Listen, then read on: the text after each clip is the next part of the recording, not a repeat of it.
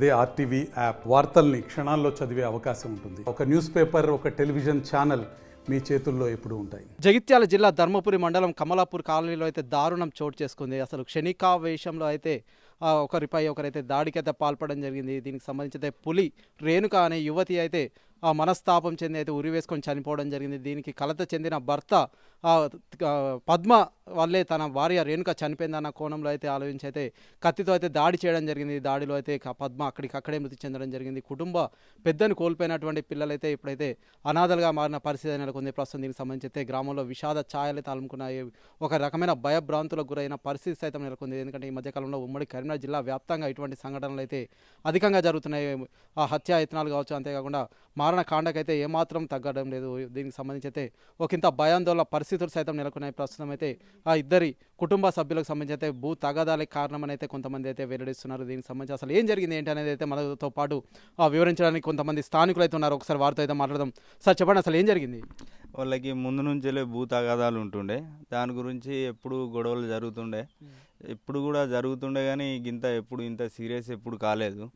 అయితే పెన్న నుంచో జరుగుతున్నాయి. ఆమె ఇక ఊకే ఈ లొల్లు లేదని చెప్పి ఏమైందో ఆమె మనస్తాపానికి గురి చెంది ఉరి వేసుకోవడం జరిగింది. ఉరి వేసుకున్న తర్వాత ఈయన వచ్చి కోపం కొద్దీ వీళ్ళ వల్లనే చనిపోయిందని చెప్పేసి ఆయన కోపం కొద్దీ పోయి వాళ్ళ ఇంట్లోకి పోయి దాడి చేసిండు, కత్తితో దాడి చేసిండు. అంటే ప్రస్తుతం అయితే ఇప్పుడైతే ఇరు కుటుంబాలు అయితే శోక సంద్రంలో అయితే నిలిచాయి. ప్రస్తుతం అయితే ఇద్దరు అయితే పాలు అని చెప్తున్నారు కదా, దీనికి సంబంధించి ఇంకా ఎలా చూడొచ్చు అంటారు? అవును, అది వాళ్ళిద్దరూ పాలులే. అందుకే ఇక భూమి ఒక దగ్గర ఉండడం వల్ల వాళ్ళ గొడవలు జరుగుతున్నాయి. ఇక అది ఎప్పుడైనా కానీ ఇక గొడవలు జరిగేది, కానీ ఈసారి ఇక ఊకే లొల్లి అవుతుందని చెప్పి ఆమె మనస్తానికి గురై. అంటే గతంలో సైతం పెద్ద మనుషుల పక్షంలో అయితే మాట్లాడుకోవడం జరిగిందని అయితే చెప్తున్నారు కదా, అంటే దీనికి సంబంధించి ఏం చెప్తారు? అంటే మాట్లాడారా? మసాలా మాట్లాడారు, పెద్ద మనుషుల దగ్గరికి వేరు, పంచాయతీలు అయినాయి, అన్నీ అయినాయి.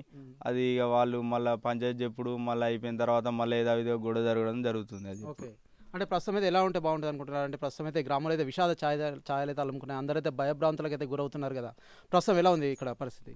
వాళ్ళు అలా చేయకూడదు, ఎందుకంటే ఏదైనా కూడా సామరస్యంగా మాట్లాడుకొని చేసుకుంటే బాగుండేది. ఇప్పుడు దీనివల్ల రెండు కుటుంబాలు ఇబ్బంది పడితే ఇప్పుడు పెద్ద దిక్కును కోల్పోయినాయి. ఇక లేడీస్ను వాళ్ళు ఈమె చనిపోయింది, ఆమె చనిపోయింది, ఇద్దరు చనిపోవడం వల్ల బాగా ఇబ్బంది అవుతుంది. ఏ ఫ్యామిలీకి అయినా కానీ ఇద్దరు చనిపోవడం వల్ల ఇబ్బంది అవుతుంది కదా. ఓకే. అంటే ప్రస్తుతం అయితే ఇద్దరైతే చనిపోయారు. ఇక్కడైతే ఒకరైతే చనిపోవడం జరిగింది, ఒకరైతే జైలు పాలవ్వడం జరిగింది కదా. అంటే ప్రస్తుతం అయితే పిల్లల పరిస్థితి ఏంది మరి? పిల్లల పరిస్థితి గదే ఆలోచించేది ఉంటుంది. ఇక క్షణికావేశంలో ఇలాంటి ప్రమాదాలు చేయడం అది మంచిది కాదు.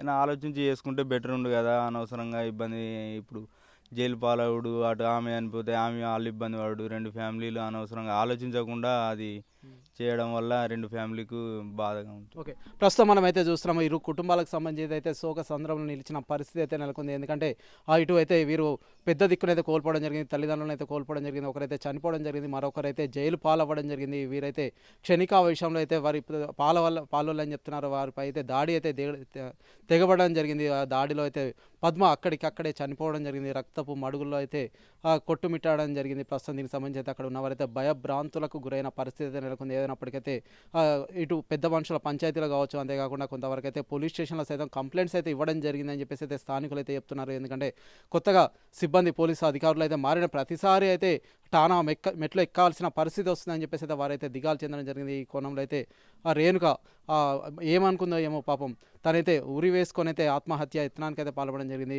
ఈ గొడవలు అయితే తనైతే మరణించడం జరిగింది. తన భార్య మరణించడానికి కారణం పద్మ కోణంలో అయితే గంగన్న అయితే పద్మపై అయితే దాడికి అయితే తెగబడడం జరిగింది. సార్ చెప్పండి, అంటే ప్రస్తుతం అయితే మానవ సంబంధాలన్నీ అయితే ఒక రకమైన ఇటువంటి బంధాలకైతే లోనవుతున్నాయి కదా, ఎక్కడ చూసినా ఇటువంటి అయితే ప్రధానంగా కారణమవుతున్నాయి. ఎలా చూడొచ్చు అంటారా? అంటే క్షణికావేశంలో ఇటువంటి నిర్ణయాలు ఎంతవరకు కరెక్ట్ అంటారు? ఇట్లా చేసుకోవద్దు. ఏమన్నా ఉంటే కూకుండాలి, పెద్ద మనుషుల సమక్షంలో ఆడలో ఈడ కూకుండా పెట్టుకొని మాట్లాడుకోవాలి.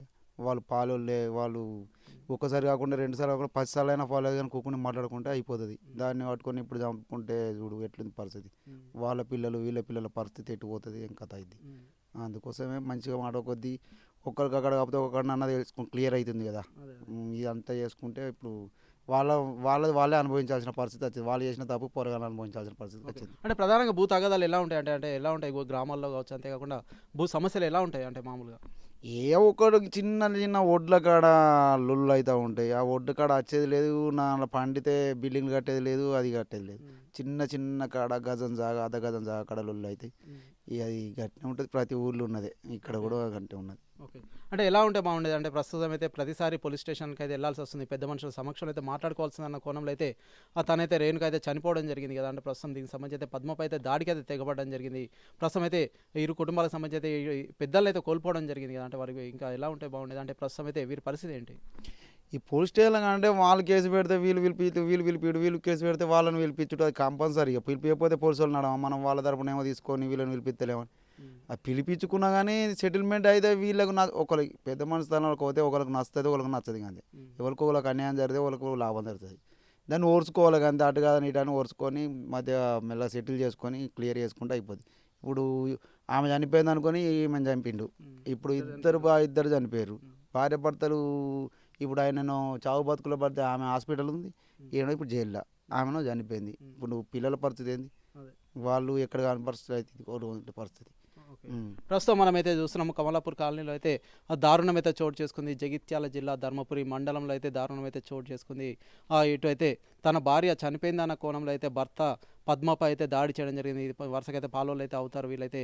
గతం నుంచి అయితే చిన్న చిన్న గొడవలు, గజం 2 గజాలకు సంబంధించి భూ తగాదాలు అయితే కావచ్చు, అంతేకాకుండా దారికి సంబంధించి చిన్న చిన్న గొడవల నేపథ్యంలో అయితే ఇంత దారుణానికి అయితే ఒడిగట్టడం జరిగింది. ప్రస్తుతం అయితే వీరి కుటుంబ పెద్దలను అయితే పిల్లలైతే కోల్పోవడం జరిగింది. ఇటు వారి కుటుంబం ఇటు వీరి కుటుంబం అయితే బలైన పరిస్థితి అయితే నెలకొంది. ఒకవైపు ఫ్యాక్షన్ అయితే స్టార్ట్ అయిందా అంటే అవునన్న సమాధానం అయితే వస్తుంది. గతంలో నుంచి చూస్తే ఇప్పుడైతే పల్లెల్లో సైతం ఒక రకమైన కక్షలు అయితే పెంచుకుంటున్నారు. ఇటువంటి దారుణానికి అయితే ఒడిగడుతున్న పరిస్థితి అయితే నెలకొంది. Over to studio. మరిన్ని వీడియోస్ కోసం ఛానల్ ని సబ్స్క్రైబ్ చేయండి, లేటెస్ట్ అప్డేట్స్ కోసం వాట్సాప్ ఛానల్ ని ఫాలో చేయండి అండ్ లింక్ డిస్క్రిప్షన్ లో ఉంది.